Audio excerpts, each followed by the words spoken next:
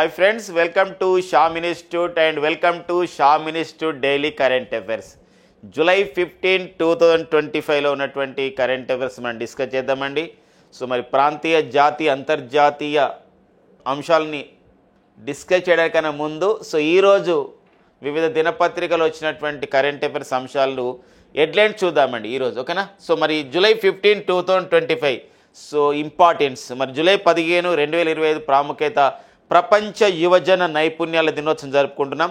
మరి ప్రపంచ యువజన నైపుణ్యాల దినోత్సవం యొక్క ఇతివృత్తం ఏంటి, ఇలాంటి విషయాలు చూద్దామండి. అండ్ నెక్స్ట్ వచ్చేసి మన తెలుగు వ్యక్తి, మన తెలుగువారు పూసపాటి అశోక గజపతిరాజు గారు గోవా గవర్నర్గా నియమితులు కావడం జరిగింది. దానిపైన విశేషాలు చూద్దామండి. నెక్స్ట్ వచ్చేసి మనకి ఒక ఓడిఓపి వన్ డిస్ట్రిక్ట్ వన్ ప్రొడక్ట్లో భాగంగా ఆంధ్రప్రదేశ్కి 10 అవార్డులు వచ్చాయి. దానికి సంబంధించిన విశేషం చూద్దాం. అండ్ నెక్స్ట్ వచ్చేసి ఇక్కడ టాలిస్మాన్ సబరే సైనిక విన్యాసాన్ని ప్రారంభించడం జరిగింది.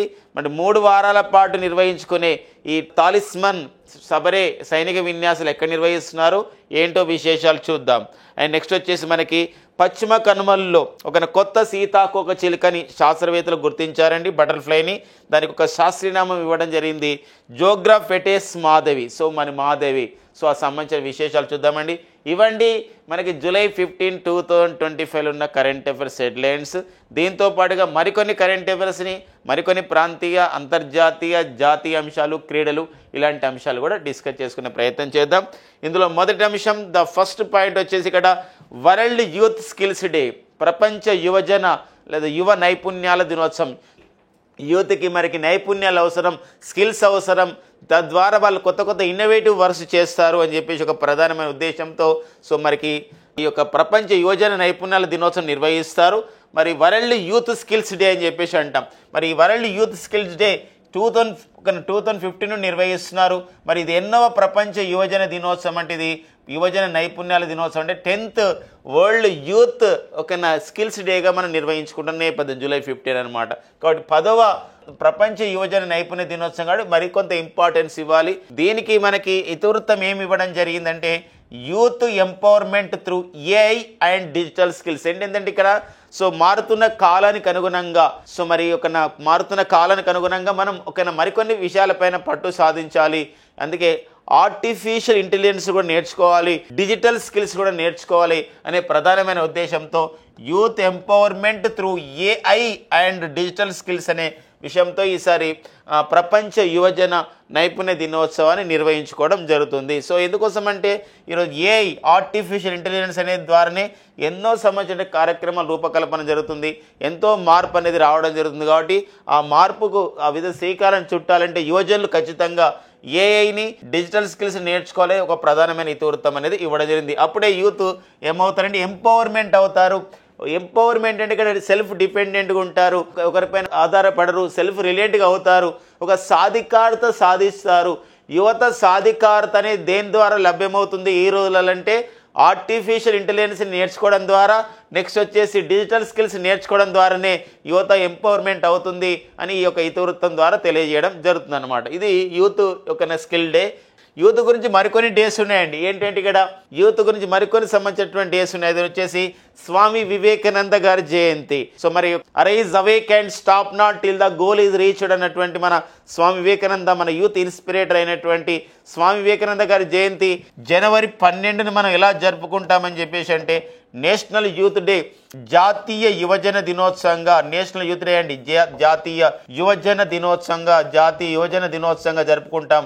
ఏ రోజు అంటే జనవరి 12, that is the national youth day అండి. This is the birth anniversary of the national youth day అనేది ఎవరి యొక్క బర్త్ యానివర్సరీ అని చెప్పేసి అంటే this is the birth anniversary of the our youth inspirator, youth icon ఎవరండి, మన స్వామి వివేకానంద గారు. మరి స్వామి వివేకానంద గారి జయంతిని మనం అలా జరుపుకుంటాం. అండ్ దెన్ మరో ఇంపార్టెన్స్ ఉందండి. August 12 UNO announced that August 12 as international youth day అండి. ఇంటర్నేషనల్ యూత్ డే, అంతర్జాతీయ యువజన దినోత్సవాన్ని జరుపుకుంటున్నాము ఆగస్టు 12 అనే విషయాన్ని గమనించండి. అంతర్జాతీయ యువజన దినోత్సవం. అట్లా మనకు యువజనుల విషయాలపైన వచ్చినప్పుడు ఇలా మనం డిస్కస్ చేసుకోవాల్సిన అవసరం ఉంది. మన ఇండియాలో కూడా యూత్కి మరింతగా నైపుణ్యాలు అందించే ఉద్దేశంతో మరి ఒక స్కిల్ ఇండియా అనే కార్యక్రమాన్ని నిర్వహించుకోవడం జరిగింది. ప్రధానమంత్రి కౌశల్ వికాస్ యోజన అనే కార్యక్రమాన్ని కూడా PMKVY అంటే ప్రధానమంత్రి కౌశల్ వికాస్ యోజన అనే కార్యక్రమాన్ని నిర్వహించుకోవడం జరిగింది. స్కిల్ ఇండియా అనే కార్యక్రమాన్ని కూడా నిర్వహించుకోవడం జరుగుతుంది అనమాట. ఇది ఒక నేపథ్యం, ప్రపంచ యువజన నైపుణ్య దినోత్సవం యొక్క ఇంపార్టెన్స్ జూలై 15 అండి. అండ్ నెక్స్ట్ వచ్చేసి మనకి కేంద్ర న్యాయశాఖ యూనియన్ లా మినిస్ట్రీ ఓకేనా, మన భారత రాజ్యాంగంలోని ఓకేనా 222 ఆర్టికల్ అండి 222 క్లాస్ 1 ఆర్టికల్ ప్రకారం సో రాష్ట్ర హైకోర్టులకి చీఫ్ జస్టిస్ ని నియమించుకోవడం జరిగింది. సో మరి ఇలాంటి మరి ఒక సంబంధించినటువంటి చీఫ్ జస్టిస్ మనం కొత్తగా రావడం జరిగింది. మరి వివిధ హైకోర్టులకి కొత్త చీఫ్ జస్టిస్లు వచ్చారు. సో మనకి కొత్త చీఫ్ జస్టిస్ ప్రధాన న్యాయమూర్తులు కావడం జరిగింది. తెలంగాణ రాష్ట్ర హైకోర్టుకి కొత్త చీఫ్ జస్టిస్గా జస్టిస్ ఆపరేష్ కుమార్ సింగ్ అండి, జస్టిస్ AK సింగ్ అని అంటాం ఒక్కోసారి, లేదా ఆపరేష్ కుమార్ సింగ్ నియమించుకోవడం జరిగిన నేపథ్యాన్ని గుర్తుపెట్టుకోండి. అండ్ త్రిపురకి కొత్త చీఫ్ జస్టిస్గా జస్టిస్ MS రామచంద్రరావు గారు, మధ్యప్రదేశ్ చీఫ్ జస్టిస్గా జస్టిస్ సంజీవ్ సజ్దేవ్ గారు, అండ్ జార్ఖండ్కి జస్టిస్ తర్లోక్ సింగ్ చౌహాన్ గారు, అండ్ రాజస్థాన్కి జస్టిస్ KR శ్రీరామ్ గారు, మద్రాస్కి ఓకేనా చీఫ్ జస్టిస్గా జస్టిస్ మనీంద్ర మోహన్ శ్రీవాస్తవ, అండ్ పాట్నాకి justice Vipul Manubhai Pancholi, and Guwahati chief జస్టిస్గా జస్టిస్ అశుతోష్ కుమార్ సో నియమితులు కావడం జరిగిందండి. ఒక్కోసారి మనకి ఎగ్జామినేషన్లో రీసెంట్ అపాయింట్మెంట్లో సో ఒకసారి ఎగ్జామినేషన్ అడగడం కూడా జరిగింది అనమాట. వివిధ రాష్ట్రాల హైకోర్టు ఇచ్చి ఆ హైకోర్టులకి ప్రధాన న్యాయమూర్తులకి ఆ విధంగా మ్యాచింగ్లో ఇవ్వడం జరిగిన నేపథ్యం ఉంటుంది ఇక్కడ. సో తెలంగాణ హైకోర్టు మనకి ఇంపార్టెంట్ జస్టిస్ ఆపరేష్ కుమార్ సింగ్ అంటే వీళ్ళ ముత్తాత గారు, ఆపరేషన్ కుమార్ సింగ్ ముత్తాత గారు BP సిన్హా గారు, జస్టిస్ BP సిన్హా వీరు మన భారత సుప్రీంకోర్టుకి 6వ ప్రధాన న్యాయమూర్తిగా పనిచేయడం జరిగింది. అలాంటి నేపథ్యం అనమాట. త్రిపుర సో రామచంద్రరావు గారు, మధ్యప్రదేశ్ ఒకరి సంజీవ్ సచ్దేవ్ సో ఇలా మనం గుర్తుపెట్టుకోవాల్సిన అవసరం ఉందండి. జార్ఖండ్ తర్లోక్ సింగ్ చౌహాన్ 1-2 సార్లు చదవడం కానీ ఇలా నేర్చుకో. గౌహతి అశుతోష్ కుమార్ గౌహతి, అండ్ పాట్నా వచ్చేసి విపుల్ మనుభాయ్. సో ఇలా కొన్ని లేటెస్ట్ అపాయింట్మెంట్లు అందరిని కాకుండా కొందరిని మనం లేటెస్ట్గా వచ్చినప్పుడు సో ఒక 6 monthsలో ఉన్నటువంటి చీఫ్ జస్టిస్ని మనం గుర్తుపెట్టుకోవాల్సిన అవసరం ఉంటుందండి. ఇట్లా హైకోర్టులకి కొత్త చీఫ్ జస్టిస్ అనేది రావడం జరిగింది. ఇది కేంద్ర న్యాయశాఖ ఈ నిర్ణయం అంటే ఇది ఒక నోటిఫికేషన్ అనేది విడుదల చేయడం జరిగింది అనమాట. అంటే కొలాజియం చేసినటువంటి సిఫార్సులు ఉంటాయి, ప్రధాన న్యాయమూర్తితో సంప్రదించి ఇలాంటి నిర్ణయాన్ని ప్రకటించడం జరుగుతుంది న్యాయశాఖ వాళ్ళు. సో మరి హైకోర్టులో కొత్త చీఫ్ జస్టిస్ అనే విషయం సో మరి రాజ్యాంగంలో ఏ ఆర్టికల్ ప్రకారం ఇలా నిర్ణయిస్తారు, ఇలాంటిదంటే నియమిస్తారంటే సో 222 క్లాస్ 1 ఆర్టికల్ ప్రకారం నిర్ణయిస్తారన్నమాట. ఇది ఒక ఇంపార్టెంట్గా మనం చూసుకోవాల్సిన అవసరం ఉందండి. హైకోర్టులకి కొత్త చీఫ్ జస్టిస్ ఎవరు వచ్చారంటే ఇక్కడ మనకి తెలంగాణ కొంచెం ఇంపార్టెంట్. మనకి తెలంగాణ సో ఎగ్జామ్స్ రాసే వాళ్ళకి జస్టిస్ ఆపరేష్ కుమార్ సింగ్ గారు, అలోక్ అరాధే ఉండేవారు. అలోక్ అరాధే తర్వాత మళ్ళీ మనకు తాత్కాలిక చీఫ్ జస్టిస్ వచ్చారు సుజయ్ పాల్ అని. తాత్కాలిక చీఫ్ జస్టిస్ ఎగ్జామ్లో అడగారు ఎక్కువగా, కానీ ఇక్కడ అలోక్ అరాధే ఉన్నప్పుడు అతను బాంబే హైకోర్టుకి ట్రాన్స్ఫర్ కావడం జరిగింది. అలాంటి నేపథ్యంలో ఇప్పుడు జస్టిస్ ఆపరేష్ కుమార్ సింగ్ సో తెలంగాణ హైకోర్టుకి చీఫ్ జస్టిస్గా నియమితులు కావడం జరిగింది అనమాట. సో చూసే వాళ్ళు ఒకటి కామెంట్ చేయండి, ఆంధ్రప్రదేశ్ ప్రస్తుత ప్రధాన న్యాయమూర్తి ఎవరు, the present chief justice of the AP high court. ఖచ్చితంగా మీరు కామెంట్ చేయాలండి, ఖచ్చితంగా కామెంట్ చేయాలి. తద్వారా మీరు మరింతగా ఇందులో పార్టిసిపేట్ అవుతారనే విషయాన్ని గమనించండి. ఓకేనా. ఇక న్యాయశాఖ గురించి మాట్లాడుతున్నాం కాబట్టి ప్రజెంట్ మరి కేంద్ర న్యాయశాఖ మంత్రి ఎవరు అని చెప్పేసి అంటారు.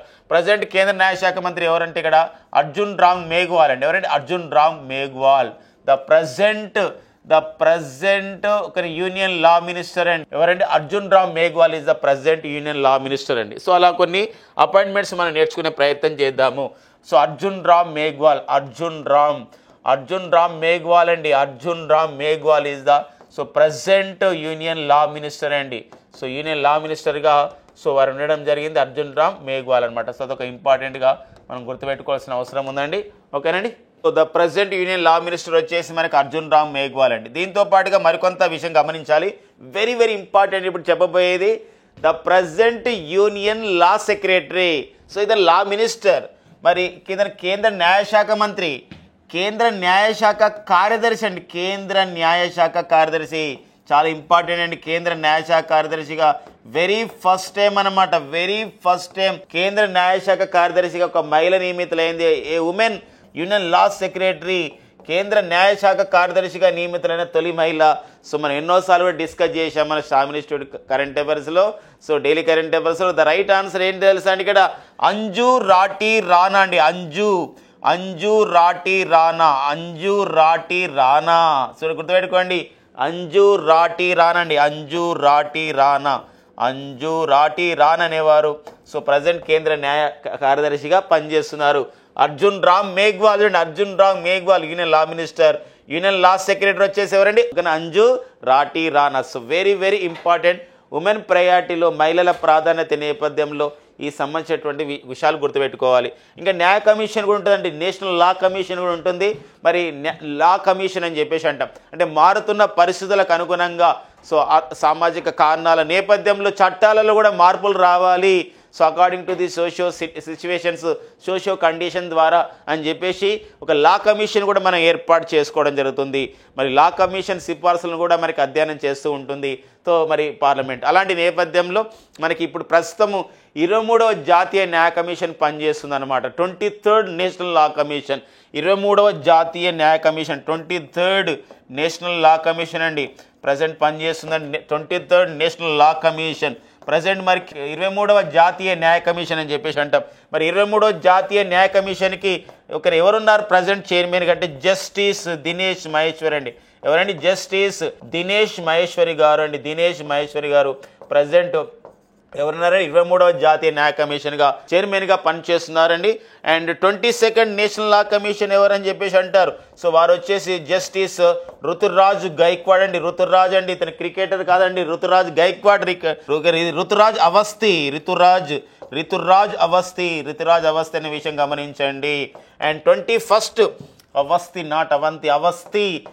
అండ్ నెక్స్ట్ వచ్చేసి 21st నేషనల్ లా కమిషన్ వచ్చేసి జస్టిస్ బిఎస్ చౌహాన్, బల్బీర్ సింగ్ చౌహాన్ అండి, బల్బీర్ సింగ్ చౌహాన్ అనే విషయం గమనించండి. వెరీ వెరీ ఇంపార్టెంట్ ఇలాంటి సంబంధించిన పాయింట్స్ లా కమిషన్ పైన. దీంతో పాటుగా అంతేకాకుండా మరి న్యాయం అనేది అందరికీ కావాలి, న్యాయం అనేది అందరికీ అందుబాటులో ఉండాలి. ఇలాంటి విషయంలో మనకి నల్సా అనే ఒక సంబంధించిన బాడీని కూడా ఏర్పాటు చేశారు. నల్సా అనే ఒక సంస్థ కూడా ఉందండి. నల్సా అంటారు, సుప్రీంకోర్టు నిర్వహిస్తుంది. నేషనల్ లీగల్ సర్వీసెస్ అథారిటీ, జాతీయ న్యాయ సేవల ప్రాధికార సంస్థ అంటాం. మరి నల్సాకు చైర్మన్గా ప్రజెంట్ ఎవరు పనిచేస్తున్నారంటే ఎవరైతే సుప్రీంకోర్టులో ప్రధాన న్యాయమూర్తి తర్వాత నెక్స్ట్ ఎవరైతే సీనియర్ ఉంటారో వారు ఇది ఒక నల్సాకి చైర్మన్గా పనిచేస్తున్నారు. జస్టిస్ సూర్యకాంత్ అని చెప్పి, సూర్యకాంత్ ఎట్లయితే అందరికి అవైలబుల్గా ఉంటుందో ఈ నల్సా కూడా అందరికి అవైలబుల్గా ఉండాలి. న్యాయం అనేది లీగల్ సర్వీసెస్ అందరికీ ఉండాలని చెప్పేసి అతనికి అట్లా పేరు పెట్టుకోవడం జరిగింది. Justice Suryakant is the right answer. నల్సాకి చైర్మన్గా పనిచేస్తున్న నేపథ్యం అనమాట. ఇది మనం న్యాయం గురించి వస్తున్నప్పుడు ఉన్నటువంటి విషయాలు. ఇక నెక్స్ట్ వచ్చేసి చీఫ్ జస్టిస్ ఆఫ్ ది మనకి ఒక చీఫ్ జస్టిస్ పైన అపాయింట్మెంట్స్ పైన మనం డిస్కస్ చేసాం. నెక్స్ట్ కరెంట్ అఫైర్కి వెళ్దాం ఫ్రెండ్. ఇక్కడ సో మనకి నెక్స్ట్ వచ్చేసి మనకి ఇక్కడ గవర్నర్ల విషయంలో అంటే మనకి గవర్నర్ ఉండాలి, ఒక గవర్నర్ అపాయింట్మెంట్స్ ఉంటాయి అని చెప్పేసి ఈ గవర్నర్స్ యొక్క అపాయింట్మెంట్ గురించి ఆర్టికల్స్ ఏం తెలియజేస్తాయంటే మన భారత రాజ్యాంగంలోని 155 అండ్ 156 ఆర్టికల్స్ ఈ సంబంధించినటువంటి విషయాన్ని తెలియజేస్తాయి అనమాట. గవర్నర్స్ యొక్క అపాయింట్మెంట్ విషయం పైన. ఓకేనండి, మన భారత రాజ్యాంగంలోని ఆర్టికల్స్ ఇవి. మరి గోవా గవర్నర్గా మనకి అశోక్ గజపతి రాజు నియమితులు కావడం జరిగింది. మన తెలుగువారు కేంద్ర మరియు మన ఆంధ్రప్రదేశ్ రాష్ట్ర మంత్రి కూడా పనిచేశారు. ఉమ్మడి ఆంధ్రప్రదేశ్ ఉన్నప్పుడు కూడా మంత్రిగా పనిచేశారు. సో ఆర్థిక శాఖ మంత్రిగా అండ్ కేంద్రంలో పౌర విమానయాన శాఖ మంత్రి కూడా పనిచేశారు. కోర్స్ ప్రజెంట్ కూడా కేంద్ర పౌర విమానయాన శాఖ మంత్రి మన తెలుగువారే. సో మరికి ఓకేనా, రామ్మోహన్ నాయుడు గారే. సో మరి అలా నేపథ్యం అనమాట అశోక్ గజపతి రాజు. ఓకేనా. సో మరి ఈ అశోక్ గజపతి రాజు గోవా గవర్నర్గా నియమితులారు. ఎవరు ఇంతవరకు ఉండేవారంటే అక్కడ శ్రీధరన్ పిల్లై స్థానంలో వీరు వచ్చారనమాట వారు. మరి హర్యానా గవర్నర్గా ప్రొఫెసర్ అశోక్ కుమార్ ఘోష్ నియమితులయ్యారు. వీరి యొక్క నేపథ్యం ఏంటంటే వీరు వెస్ట్ బెంగాల్ అండి, పశ్చిమ బెంగాల్కు చెందినవారు. పశ్చిమ బెంగాల్లో భారతీయ జనతా పార్టీ రాష్ట్ర అధ్యక్షుడు కూడా పనిచేశారు అశోక్ కుమార్ ఘోష్ గారు. సో వీరు వెస్ట్ బెంగాల్కి భారతీయ జనతా పార్టీ అధ్యక్షుడిగా పనిచేసి రాజకీయ నేపథ్యంలో మళ్ళీ వీరు ఇప్పుడు హర్యానా గవర్నర్గా నియమితులు కావడం జరిగింది ప్రొఫెసర్ అశోక్ కుమార్ ఘోష్ అండి. అండ్ లడక్ లెఫ్టినెంట్ గవర్నర్గా ఉన్న కవీందర్ గుప్తా యొక్క నేపథ్యం ఏంటి అంటే వీరు మరి లడక్ లెఫ్టినెంట్ గవర్నర్గా నియమితులైన కవీందర్ గుప్తా నేపథ్యం ఏంటంటే వీరు జమ్మూ కాశ్మీర్లో రాజకీయ వ్యవస్థలో అక్కడ ఉప ముఖ్యమంత్రిగా పనిచేశారు. మాజీ ఉప ముఖ్యమంత్రి అండి ఎవరు కవీందర్ గుప్తా. ఇప్పుడు లడ్డాక్ లెఫ్టినెంట్ గవర్నర్గా నియమితులు కావడం జరిగింది. ఒక్కోసారి అలా కూడా అడగొచ్చు, వాళ్ళ యొక్క సొంత రాష్ట్రం ఏది కూడా అడిగిన నేపథ్యం ఉంటుంది కాబట్టి ఆ విషయాన్ని కూడా గుర్తుపెట్టుకోవాల్సిన అవసరం ఉంటుంది అనమాట. ఓకేనండి. సో ఇది గవర్నర్ల విషయం పైన మనకు అడుగుతున్న నేపథ్యం. ప్రస్తుతం మన భారతదేశంలో వివిధ రాష్ట్రాల గవర్నర్ల విషయంలో చూసుకున్నట్లయితే ఇప్పుడు సో మరి ఎంతమంది తెలుగువారు ఉన్నారని చెప్పేసి అంటే ఇక్కడ సో మనకి ఇప్పుడు గోవా గవర్నర్గా మన తెలుగువారే అశోక్ గజపతి రాజు వచ్చారు. అండ్ నెక్స్ట్ వచ్చేసి మనకి త్రిపుర గవర్నర్ కూడా మన తెలుగు వారండి. Tripura governor, the present governor of the Tripura Nallu Indrasena Reddy గారు కూడా సో త్రిపుర గవర్నర్గా పనిచేస్తున్నారు. మన తెలుగు వారే, తెలంగాణకు చెందిన వారే. అండ్ నెక్స్ట్ వచ్చి ఒడిషా అండి. గతంలో మిజోరాం పనిచేశారు. ప్రజెంట్ ఒడిషా గవర్నర్ అయినటువంటి కంబంపాటి హరిబాబు గారు కూడా మన తెలుగువారు అనమాట. అంటే ఇప్పుడు మొత్తం ఎంతమంది తెలుగువారు ఉన్నారంటే 3 తెలుగువారు గవర్నర్లు కావడం జరిగింది అనమాట. 3 అండి ప్రజెంట్ ఉన్న వాళ్ళు. ఒక్కోసారి అట్లా కూడా అడిగే అవకాశం ఉంటుంది. ఇప్పుడు మనకి హర్యానా గవర్నర్గా తెలుగువారు ఉండేవారు, మన వారు వచ్చేసి మన ఒక బండారు దత్తాత్రేయ గారు. వారి యొక్క టర్మ్ అయిపోయేసరికి ఇప్పుడు అశ్విన్ కుమార్ ఘోష్ అనేవారు రావడం జరిగింది అనమాట. ఇలా మొత్తానికి సో చూసుకోవాల్సిన అవసరం ఉందండి. ఇది మనకు ఒక ఇంపార్టెంట్ ఏరియాగా వార్తల్లో వ్యక్తులుగా మనం చూసుకోవాల్సినటువంటి అవసరం అనమాట. వార్తల్లో వ్యక్తులు అనమాట ఈ పాయింట్. ఓకేనా, నెక్స్ట్ చూద్దామండి. మనకి లడ్డాక్ మనకు న్యూస్లో వచ్చింది రీసెంట్గా. లడ్డాక్ కూడా మనకు న్యూస్లో ఉంది. మన డైలీ కరెంట్ అఫైర్స్లో కూడా లడ్డాక్ గురించి చెప్పుకున్నాం. అబీదా అప్రిన్ సో ఒక 21 ఇయర్స్ ఉన్నటువంటి యువతి, మరొక మహిళ, మరి Abida Afrin recently she successfully scale the Everest peak, Everest శిఖరాన్ని 21 సంవత్సరాలు చిన్న వయసులో అధిరోహించింది. మరో విషయం ఏంటంటే లద్దాఖ్కు చెందినటువంటి తొలి మహిళ ఎవరెస్ట్ శిఖరాన్ని అధిరోహించిందంటే ఆమె ఎవరంటే అబీదా అప్రిన్ అండి. Very very important. ఇదే లడ్డాఖ్లో లేహ్ అనే ప్రాంతం ఉంది. ఈ లడ్డాఖ్లోని లేహ్ అనే ప్రాంతంలో వెరీ ఫస్ట్ టైం ఒక Indian army constructed a military bunker, ఒక మిలిటరీ బంకర్ని కట్టారండి. This is the 3D printed military bunker అండి. 3D ప్రింటెడ్ మిలిటరీ బంకర్ని కట్టడం జరిగింది. మరి 3D ప్రింటెడ్ మిలిటరీ బంకర్ని IIT హైదరాబాద్ సహాయంతో దీన్ని నిర్మించడం జరిగింది. Very very important. ప్రపంచంలో 3D ప్రింటెడ్ రైల్వే స్టేషన్ అంటే జపాన్. భారతదేశంలో ప్రపంచంలో ఇది కూడా రికార్డే. 3D ప్రింటెడ్ మిలిటరీ బంకర్ అంటే లేహులో నిర్మించడం జరిగిన విషయాన్ని మనం గుర్తుపెట్టుకోవాల్సిన అవసరం ఉందండి. లేహులో మరి ఒక సోవా రిక్పా అని ఒక ఇన్స్టిట్యూట్ కూడా ఉందండి. సోవా రిక్పా అని ఒక ప్రాచీన వైద్య విధానం పైన సోవా రిక్పా రీసెర్చ్ ఇన్స్టిట్యూట్ అనేది ఎక్కడ కలదు అని చెప్పేసి అంటే అది కూడా ఎక్కడ ఉందండి, లేవులో ఉన్న విషయాన్ని మనం గమనించాలండి. ఓకేనండి, ఇట్లా మనం గుర్తుపెట్టుకోవచ్చు. అండ్ నెక్స్ట్ వచ్చేసి మరి గోవా గవర్నర్ పూసపాటి అశోక్ గజపతిరాజు అయితే మరి what about the CM of the గోవాకు ముఖ్యమంత్రికి ఎవరు పనిచేస్తున్నారంటే is name is Pramod Sawant. ఏం పేరండి? ప్రమోద్ సావంత్ అండి. Pramod Sawant is the present Goa CM. And next వచ్చేసి హర్యానా గవర్నర్ మరి ప్రొఫెసర్ అశోక్ కుమార్ ఘోష్ అయితే హర్యానాకు సీఎం ఎవరండి? Who is the president CM of the Haryana వచ్చేసి నవాబ్ సింగ్ షైనీ అండి. నవాబ్ సింగ్ షైనీ అని చెప్పేసి అంటే నవాబ్ షైనీ అని చెప్పేసి అనేవారు. సో ప్రజెంట్ హర్యానాకి ఒక ముఖ్యమంత్రిగా పనిచేస్తున్న నేపథ్యం. లడాక్ అనే లెఫ్టినెంట్, అది ఇక్కడ యూనియన్ టెరిటరీ కాబట్టి సో అక్కడ ముఖ్యమంత్రి ఉంటారు, లెఫ్టినెంట్ గవర్నర్సే ఉంటున్న నేపథ్యం అనమాట. ఒక్కోసారి కవిందర్ గుప్తా ఎవరి ప్లేస్లో వచ్చాడు, ఎవరు రాజీనామా చేయడంతో లడాక్ లెఫ్టినెంట్ గవర్నర్గా నియమితులయ్యాడంటే బీడీ మిశ్రా రాజీనామా చేయడంతో వారి స్థానంలో కావడం జరిగింది అనమాట. వెరీ వెరీ ఇంపార్టెంట్ విషయాలు మనం పర్సన్స్ ఇన్ ద న్యూస్గా అండ్ పాలిటీ పాయింట్ ట్యాబ్లో కూడా ఇది పాలిటీ రిలేటెడ్ పైన కూడా డిస్కస్ చేసుకోవచ్చు అండి. నెక్స్ట్ వచ్చేసి మరొక చట్టబద్ధ సంస్థ, పార్లమెంటు చట్టం ద్వారా ఏర్పాటు చేయబడేటువంటి సంస్థ మరి ఏంటి ఆ సంస్థ అంటే నేషనల్ మెడికల్ కమిషన్, మనకు జాతీయ వైద్య కమిషన్ అని చెప్పేసి అంటామండి. మరి ఈ జాతీయ వైద్య కమిషన్కి చైర్పర్సన్గా గతంలో అయితే డాక్టర్ బిఎన్ గంగాధర్ గారు ఉండేవారు. వీరు వ్యక్తిగత కారణాల రీత్యా రాజీనామా చేశారు. డాక్టర్ బిఎన్ గంగాధర్ స్థానంలో జాతీయ వైద్య కమిషన్కి, నేషనల్ మెడికల్ కమిషన్కి న్యూ చైర్మన్గా ఎవరు నియమితులు కావడం జరిగిందండి? అభిజాత్ షేత్ అండి. ఎవరండి? Abhijat Sheth. Very very important అండి. అభిజాత్ షాత్ చూడండి, సో అభిజాత్ షాత్ అండి. అంటే అజాత శత్రువు అని మనకు అనిపిస్తుంది మనకి అది కానీ పేరైతే చూడండి అభిజాత్ షేత్ అని చెప్పేసి అనేవారు. సో అభిజాత్ షేత్ అనేవారు సో జాతీయ వైద్య కమిషన్కి చైర్మన్గా పనిచేస్తున్న నేపథ్యం అనమాట. ఇదంతా కూడా అపాయింట్మెంట్స్లో వార్తల్లో వ్యక్తులుగా మనం గుర్తుపెట్టుకోవాలి. ఇదంతా వైద్య కమిషన్. వైద్యం అంటే ఇక్కడ ఆరోగ్య కుటుంబ సంక్షేమ మంత్రిత్వ శాఖ పరిధిలో పనిచేస్తుంది. మరి ప్రజెంట్ కేంద్ర ఆరోగ్య కుటుంబ సంక్షేమ శాఖ అండి. మినిస్ట్రీ ఆఫ్ ది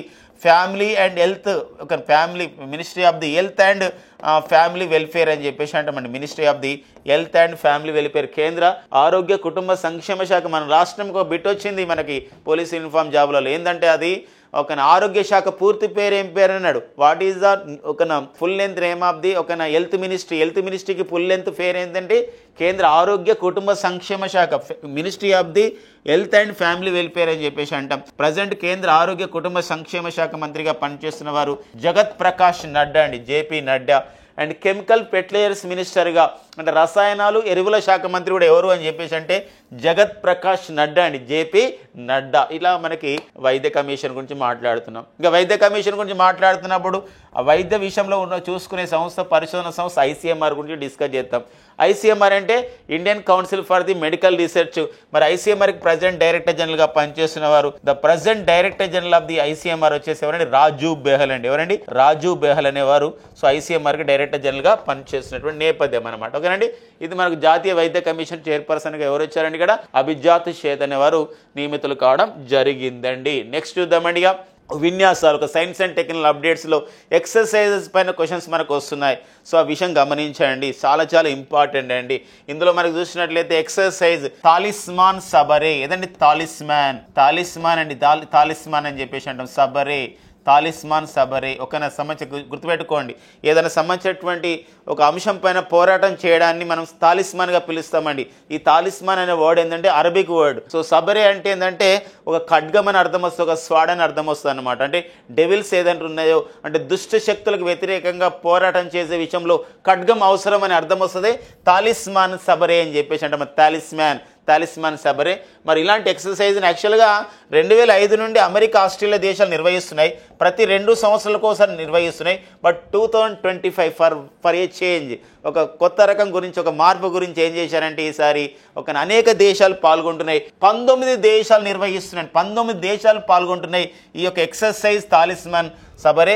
మరి ఒక జూలై 13న స్టార్ట్ అయినాయి, ఆగస్టు 4 వరకు కూడా ఈ యొక్క జరుగుతాయి. సుమారుగా 3 వారాల పాటు ఈ యొక్క సైనిక విన్యాసాలు నిర్వహిస్తున్నారు. మన భారతదేశం కూడా పాల్గొని ఉంటుంది. సో అమెరికా, ఆస్ట్రేలియాతో పాటుగా భారత్ కూడా పాల్గొంటున్నాయి. అయితే ఈ విన్యాసాలు ఎక్కడ ప్రారంభించారంటే ఆస్ట్రేలియా దేశంలో ప్రారంభించారు. ఈసారి ఆస్ట్రేలియా దేశంలోని సిడ్నీ నగరంలో ఈ విన్యాసాలు ప్రారంభించారు. ఆగస్టు 4 వరకు కొనసాగుతాయి. ఇక్కడ గుర్తుపెట్టుకోవాలి ఒకటే, విన్యాసం పేరేంటి, విన్యాసం ఏమైనా బ్యాక్గ్రౌండ్ ఉందా? బ్యాక్గ్రౌండ్ ఏముంది, తాలిస్మాన్ సబరే అని ఇంగ్లీష్లో రాసుకున్నాం, తెలుగులో టాలిస్మాన్ సబరే. ఈ తాలిస్మాన్ అంటే దుష్ట శక్తులకు వ్యతిరేకంగా పోరాటం చేయడం, డెవిల్స్కి అట్లా వ్యతిరేకంగా పోరాటం చేయడం అని అర్థం వస్తుంది. సాబ్రే అంటే ఒక ఖడ్గం అని అర్థం వస్తుంది. తాలిస్మాన్ అనే పదం ఒక అరబిక్ వర్డ్ అని గుర్తుకొస్తుంది. బట్ ఇక్కడ అరబిక్ వర్డ్ అని చెప్పేసి ఇక్కడ సౌదీ అరేబియా దేశం వాళ్ళు నిర్వహించారు. ఎవరు నిర్వహిస్తున్నారు? అమెరికా, ఆస్ట్రేలియా వాళ్ళు నిర్వహిస్తారు. ఆస్ట్రేలియా నిర్వహిస్తుంది. ఆస్ట్రేలియాతో పాటుగా పొరుగున ఉన్నటువంటి పపువా న్యూగిని దేశం కూడా ఇందులో భాగం పంచుకుంటుంది. ఆ దేశంలో కూడా కొన్ని విన్యాసాలు నిర్వహిస్తారు. ఏది, ఈ యొక్క ఎక్సర్సైజ్ తాలిస్మాన్ సబరేలో భాగంగా 19 దేశాలు, కొన్ని దేశాలు అందులో కూడా పాల్గొనడం జరుగుతుంది అన్నమాట. కాబట్టి ఆ విషయంగా ఇక్కడ 19 దేశాలు పాల్గొంటున్నాయి. భారత్ పాల్గొంటుందా లేదా? ఇది ఏ రకమైన విన్యాసాలు? ఏ రకమైన విన్యాసాలు అండి ఇవి మిలిటరీ విన్యాసాలు, సైనిక విన్యాసాలు అనే విషయం గమనించండి. ఓకే, ఇవి ఎప్పుడు స్టార్ట్ అయిన 2005లో ప్రారంభంలో 2 సంవత్సరాల కోసం నిర్వహించేవారు అమెరికా, ఆస్ట్రేలియా వాళ్ళు. But for the file change ఏం చేశారు, 2025 నుండి ఇది బహుళ దేశాలు పాల్గొంటున్న విన్యాసాలుగా మల్టీనేషనల్ మిలిటరీ ఎక్సర్సైజ్గా దీన్ని పేరు మార్చడం జరిగింది. అంటే అనేక దేశాలు పాల్గొంటున్నాయి. అదే తాలిస్మాన్ సబరే విషయం వెరీ వెరీ ఇంపార్టెంట్గా గుర్తుపెట్టుకోవాల్సిన ఉంది. సో ఇది చాలా ఇంపార్టెంట్ విషయం అండి. ఓకేనా, ఈసారి ఇది గుర్తుపెట్టుకోవాల్సిన అవసరం ఉంది. ఆస్ట్రేలియా గురించి చెప్పాలండి. ఆస్ట్రేలియా ఒక చిన్న ఇన్ఫర్మేషన్, చాలా చాలా ఇంపార్టెంట్. ఇది చిన్న ఇన్ఫర్మేషన్ అయినప్పుడు కూడా ఇది ఎంతో మార్పును తీసుకొచ్చే ఇన్ఫర్మేషన్. ఇది చాలా మార్పుకు కారణమైన ఇన్ఫర్మేషన్. ఏంటంటే ఇక్కడ ఇది సోషల్ మీడియా 16 సంవత్సరాల లోపిల్లలు 10 years బిలో చిల్డ్రన్స్ ఎవరైతే ఉన్నారో వాళ్ళకు సోషల్ మీడియా అకౌంట్స్ని మొత్తం కూడా బ్యాన్ చేయడం జరిగింది. 16 సంవత్సరాల పిల్లలకి సామాజిక వేదికలైన వాట్సాప్ కానివ్వండి, ఇన్స్టా కానివ్వండి, ఇలాంటివన్నీ కూడా యూట్యూబ్ కానివ్వండి, ఇలాంటి వాటి అకౌంట్స్ ఉండకూడదు. ఇలాంటి వాళ్ళు పిల్లలు చూడకూడదు. అంటే చూడకూడదు అంటే వాళ్ళు ఒక అడిక్ట్ అవుతున్నారు, దానికి బానిస అవుతున్నారు సోషల్ మీడియాకి అని చెప్పేసి. అలాంటప్పుడు ఎదిగే వయసులో అలా బానిస అవుతూ ఇబ్బంది అవుతుందని చెప్పేసి ప్రధానమైన ఉద్దేశంతో the first country in the world banned the social media accounts who belongs to 16 years age group, that is called Australia అండి. ఆస్ట్రేలియా ఈరోజు ప్రపంచానికి ఒక ఇన్స్పిరేషన్కి ఒక ఆదర్శమైన నిర్ణయం తీసుకోవడం జరిగింది. ఆస్ట్రేలియా ఇన్స్పైర్ చేసినటువంటి మరొక దేశం ఫ్రాన్స్ దేశం. ఫ్రాన్స్ మరొక ఇన్స్పిరేషన్ చేసుకుంది. 16 సంవత్సరాలే కాదు, 15 సంవత్సరాల లోపు పిల్లలు కూడా ఈ సోషల్ మీడియా అకౌంట్ చూడని అవసరం లేదు అని చెప్పేసి ఒక సోషల్ మీడియా అకౌంట్స్ మొత్తం కూడా వాళ్ళకు బ్యాన్ చేయడం జరిగింది అనమాట. 15 సంవత్సరాల్లో పిల్లలు సోషల్ మీడియాకు దూరంగా ఉండాలని ఒక చట్టం తీసుకొస్తున్నటువంటి దేశం ఫ్రాన్స్.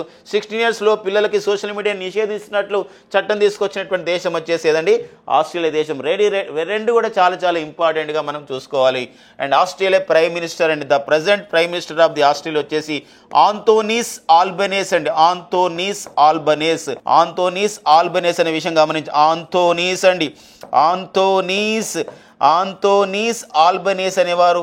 సో ఎవరు అని చెప్పేసి అంటే వీరు Australia prime minister Anthony's Albanese. And land of the kangaroos, కంగారుల దేశం and land of the kangaroos అంటాము. కంగారుల దేశం అని ఏ దేశాన్ని పిలుస్తారండి? ఆస్ట్రేలియా దేశాన్ని పిలుస్తారన్న అంశాన్ని కూడా ఈ సందర్భంగా గుర్తుపెట్టుకోండి. ఇది ఎక్సర్సైజ్ టాలిస్మాన్ సబరే గురించి ఉన్నటువంటి విషయం. So Australia and Papua New Guinea 2 దేశాలు నిర్వహిస్తున్నారు. ప్రారంభంలో మాత్రం అమెరికా, ఆస్ట్రేలియా వాళ్ళు నిర్వహించుకునేవారు. ఇప్పుడైతే 19 దేశాలు పాల్గొంటున్నాయి అనమాట.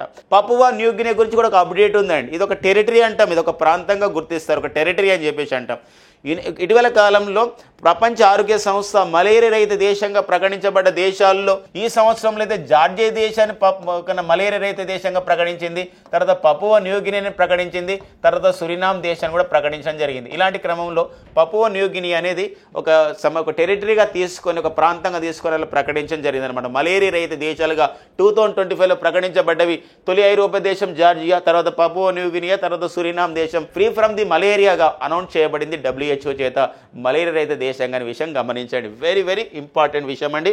సో ప్రతిదీ మీరు నోట్ చేసుకోవాలని ఖచ్చితంగా. ఇక నెక్స్ట్ వచ్చేసి ఫ్రెండ్స్ మరొక అద్భుతమైన విషయం అండి. ఏంటంటే ఇక్కడ ఏదైతే గ్రౌండ్ రూట్లో ఉన్నటువంటి, గ్రాస్ రూట్లో ఉన్నటువంటి, ఏవైతే ఇంటీరియర్ ప్లేస్లలో ఉన్నటువంటి, సో అలాంటి విషయాలను తీసుకొని ఒక జిల్లాకి ఒక ఉత్పత్తిని ఆ విధంగా పెంపొందించేటట్లు 1 డిస్ట్రిక్ట్ 1 ప్రొడక్ట్ ODOP అనే ఒక కార్యక్రమాన్ని రూపొందించడం జరిగింది 2018 సంవత్సరంలో. 2018 జనవరి 24న సో కేంద్ర ప్రభుత్వం ప్రారంభించిన కార్యక్రమమే ODOP. వాట్ ఈజ్ ODOP అండి? 1 డిస్ట్రిక్ట్ 1 ప్రొడక్ట్ అని చెప్పేసి అంటామండి. 1 డిస్ట్రిక్ట్ 1 ప్రొడక్ట్ అని చెప్పేసి అంటాం. ఒక జిల్లాకు ఒక ఉత్పత్తికి పేరుగాంచేటట్టు చేయాలనే దీని యొక్క ఉద్దేశం అనమాట. ఇలాంటి క్రమంలో ఈ 1 డిస్ట్రిక్ట్ 1 ప్రొడక్ట్లో భాగంగా ఏవైతే ఉత్పత్తులు ఉన్నాయో మరీ పాపులర్ చేయాలని ప్రధానమైన ఉద్దేశంతో పాపులర్ అయిన అన్ని వాటికి కూడా ODOPలో భాగంగా ఒక అవార్డులు ఇస్తున్నారు. మొత్తం 29 అవార్డులు ఇచ్చారండి ఈ సంవత్సరంలో. ఈ సంవత్సరం AB అండ్ కేటగిరీ తీసుకొని, A కేటగిరీ, B కేటగిరీ అని తీసుకొని మొత్తం 29 అవార్డులు ఇస్తే so 10 awards won by the our Andhra Pradesh state. 10 అవార్డులు మన ఆంధ్రప్రదేశ్ రాష్ట్రం గెలుచుకోవడం జరిగిందండి. 10 అవార్డులు. అందులో మొత్తం ఏ కేటగిరీలో బంగారు పథకం, గోల్డ్ అవార్డు రావడం జరిగిందండి. అత్యుత్తమైనటువంటి ఒక ప్రొడక్ట్స్ అనే విషయం పైన. అంతేకాకుండా గుంటూరు జిల్లా అంటే గుర్తుకొచ్చేది ఏంటంటే మిర్చి. ఓకేనా, గుంటూరు మిర్చి ఎంత ఫేమస్ తెలుసు కదా. ఈ గుంటూరు మిర్చికి 1 డిస్ట్రిక్ట్ 1 ప్రొడక్ట్లో భాగంగా మరి కేంద్ర వాణిజ్య శాఖ వాళ్ళు బంగారు పథకాన్ని ఇవ్వడం జరిగిందండి, గోల్డ్ మెడల్ ఇచ్చారు. అండ్ శ్రీకాకుళం అంటే గుర్తుకొచ్చేదండి జీడిపప్పు అండి. అరసవెల్లి దేవాలయం ఎంత ఇంపార్టెంటో మరి మనకి కోనార్క్ దేవాలయం తర్వాత, సూర్య దేవాలయం తర్వాత మరో ఫేమస్ దేవాలయం మన దేశంలో ఉందంటే అది శ్రీకాకుళంలో నరసవెల్లి అండి. మళ్ళీ అలాంటి అరసవెల్లి దేవాలయం ఎట్లయితే సన్ టెంపుల్ ఎట్లయితే ఉందో మనకి సూర్య దేవాలయం, అదేవిధంగా శ్రీకాకుళం అంటే 1 డిస్ట్రిక్ట్ 1 ప్రొడక్ట్లో భాగంగా మనకి జీడిపప్పు ఎంత ఫేమస్ అండి. జీడిపప్పుకి ఆ ఉత్పత్తికి ఆ విధంగా కాంస్యం పథకం, బ్రాంజ్ మెడల్ వచ్చిందండి. అండ్ బాపట్ల జిల్లాలో చీరాల పట్టుని మన చీరాల్లో పట్టు చీరలు ఉంటాయండి, వాటిని ఏమని పిలుస్తారండి? కుప్పాడం అని పిలుస్తాం. దానికి కూడా ఒక బంగారు పథకం వచ్చింది. అండ్ విజయనగరం అంటే రాజులండి. మరి విజయనగరం కోట, మన విజయనగరంలో ఉండేది బొబ్బెలి వీణ అండి. మరి ఇది కూడా GI ట్యాగ్ ప్రొడక్ట్ బొబ్బెలి వీణ. సో దీనికి కూడా బంగారు పథకం వచ్చింది. అండ్ తిరుపతి జిల్లా వెంకటగిరి కాటన్ చీరలు. అండ్ సత్యసాయి జిల్లాలోని ధర్మవరం పట్టు చీరలు, దీనికి రజత పథకం అనేది రావడం జరిగింది. సో దాంతోపాటుగా అనకాపల్లి జిల్లా ఏటికొప్పాక బొమ్మలండి. ఏటికొప్పాక చెక్క బొమ్మలు, ఏటికొప్పాక వుడ్ టాయ్స్ అని పిలుస్తాం. సరుగుడు వాటితో సంబంధించినటువంటి కలపతో తయారు చేస్తారు. ఇది అంతేకాకుండా మొన్న 76వ భారత గణత దినోత్సవంలోనే మనకి ఏటికొప్పాక చెక్క బొమ్మలతో తయారు చేసిన వాటిని మనకు శకటంగా ప్రదర్శించాం. ఈ క్రమంలోనే మనకి ఉత్తమ శకటాల్లో మన ఆంధ్రప్రదేశ్ 3వ అవార్డు కూడా రావడం జరిగింది, తృతీయ బహుమతి కూడా రావడం జరిగింది అనమాట. ఏటికొప్పాక చెక్క బొమ్మలకి కాంస్యం.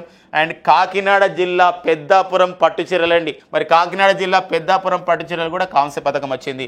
అంతేకాకుండా పశ్చిమ గోదావరి జిల్లా నరసాపురం లేస్ అండి. అంటే ఇక్కడ నరసాపురం అని చెప్పేసి లేస్ అని చెప్పేసి అంటాం. ఈ యొక్క కాటన్తో తయారు చేసే అల్లికలు అని చెప్పేసి అంటాం.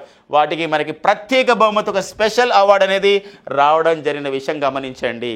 స్పెషల్ అవార్డు వచ్చిందండి. ఈ మధ్య కాలంలోనే నరసాపురం అల్లికలకి the lace of the Narsapuram. So Narsapuram అల్లికలు వెస్ట్ గోదావరిలో ఉన్న వీటికి ఇటీవల కాలంలోనే GI ట్యాగ్ ప్రొడక్ట్, ఆత్రేయపురం పూతరేకుల తర్వాత GI ట్యాగ్ ప్రొడక్ట్ పొందినటువంటి ఒక ఉత్పత్తి నర్సాపురం లేసులండి. ఇలాంటి నేపథ్యం. మరి ఈ యొక్క ODOP కార్యక్రమాన్ని కేంద్ర పరిశ్రమలు వాణిజ్య శాఖ నిర్వహించుకోవడం జరిగిన నేపథ్యం.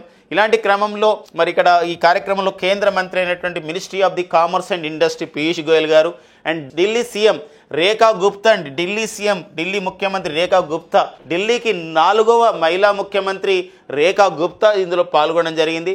అండ్ ఆంధ్రప్రదేశ్ రాష్ట్ర బీసీ సంక్షేమ శాఖ మంత్రి అండ్ చేనేత శాఖ మంత్రి సవిత గారు కూడా ఇందులో పాల్గొనడం జరిగింది.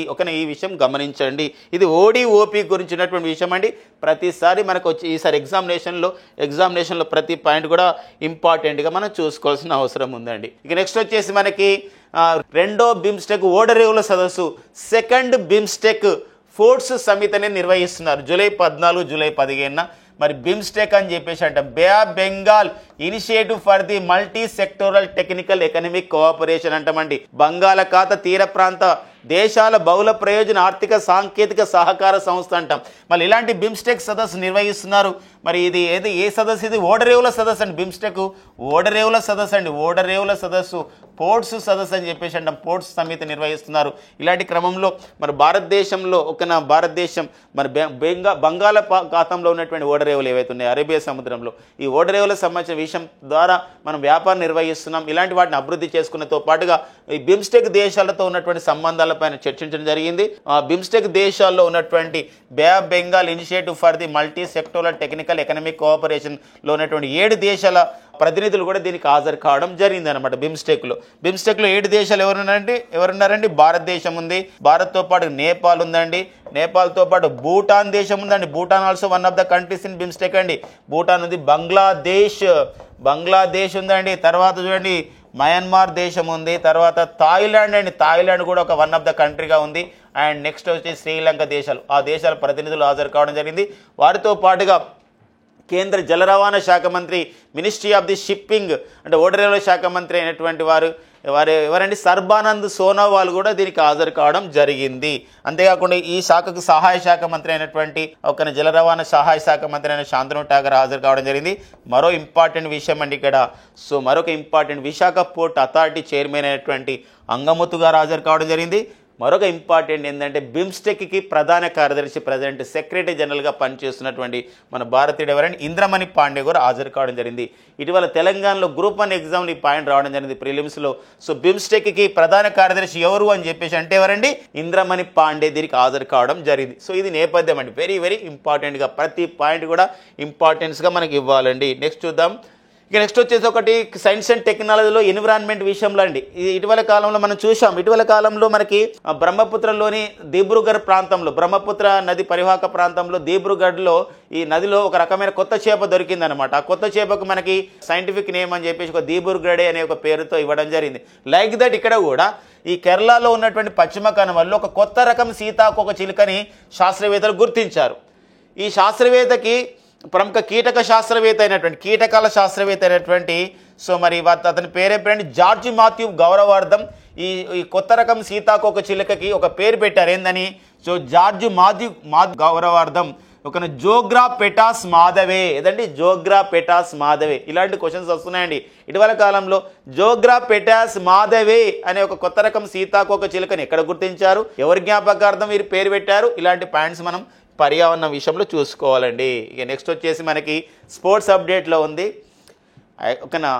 ఈరోజు క్రికెట్ మనం ఐపీఎల్ స్ఫూర్తితో ఎన్నో దేశాల్లో ఎన్నో లీగ్ మ్యాచెస్ స్టార్ట్ అవుతున్నాయండి. ఐపీఎల్ స్ఫూర్తితో ఇండియన్ ప్రీమియర్ లీగ్లో మనకు 2008లో స్టార్ట్ అయిన ఐపీఎల్ అనేది ఎన్నో దేశాలను ఇన్స్పైర్ చేసుకొని మనకి ఏంటంటే అలాంటి లీగ్ మ్యాచెస్ జరుగుతూ ఉన్నాయి. ఇలాంటి నేపథ్యంలో అమెరికా కూడా స్ఫూర్తి తీసుకుంది. అమెరికా దేశం ఈ ఐపీఎల్ స్ఫూర్తితో ఐపీఎల్ లాగా ఒక లీగ్ని ప్రారంభించింది.